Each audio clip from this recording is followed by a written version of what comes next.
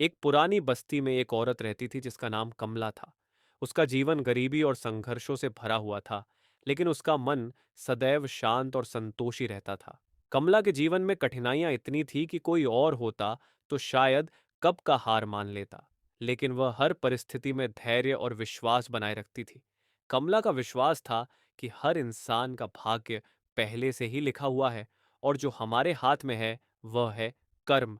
वह अपने बच्चों को भी यही सिखाती थी कि मेहनत करने से कभी पीछे नहीं हटना चाहिए। उनके पति का देहांत एक दुर्घटना में हो गया था। तब से वह अकेले ही अपने बच्चों की परवरिश कर रही थी।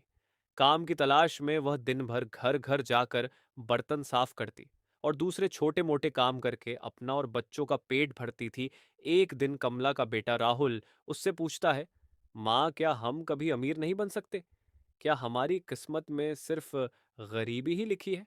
कमला ने मुस्कुराते हुए कहा, बेटा, किस्मत क्या है यह समझना जरूरी है।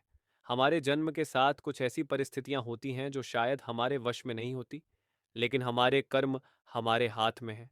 किस्मत हमें रोक नहीं सकती। किस्मत हमें रोक नहीं सकती। और अगर हम अपने कर्म से आगे बढ़ेंगे तो वही किस्मत भी बदल सकती है।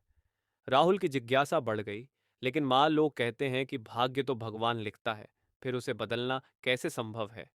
कमला ने एक उदाहरण देते हुए कहा, देख बेटा, भाग्य की रेखाएं भी वैसे ही हैं जैसे पेड़ के तने में कई शाखाएं होती हैं। भगवान हमें विकल्प देता है, कई रास्ते देता है। कौन सा रास्ता चुनना है यह हम पर निर्भर करता है। अगर हम महंत से अपना रास्ता चुनते हैं तो हमें फल जरूर मिलेगा।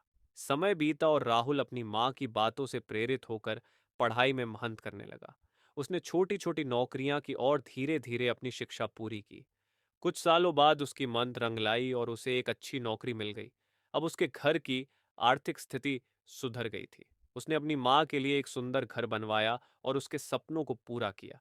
कमला के जीवन में राहुल को यह सीख दी थी कि भाग्य केवल प्रारंभिक दिशा दिखा सकता है, लेकिन उस दिशा में चलने का निर्णय और महंत हमारे हाथ में होती है। कमला ने अंत में राहुल से कहा, देखा बेटा, हमने अपने कर्मों से अपने भाग्य को बदल दिया। भगवान ने हमें मुश्किलें दी थीं, लेकिन हमने हिम्मत नहीं हारी और अपने कर्म से सब कुछ बदल दिया। यही जीवन का असली अर्थ है। इस तरह कमला की यह कहानी हमें सिखाती है कि भाग्य हमारा कर्मों का साथी है।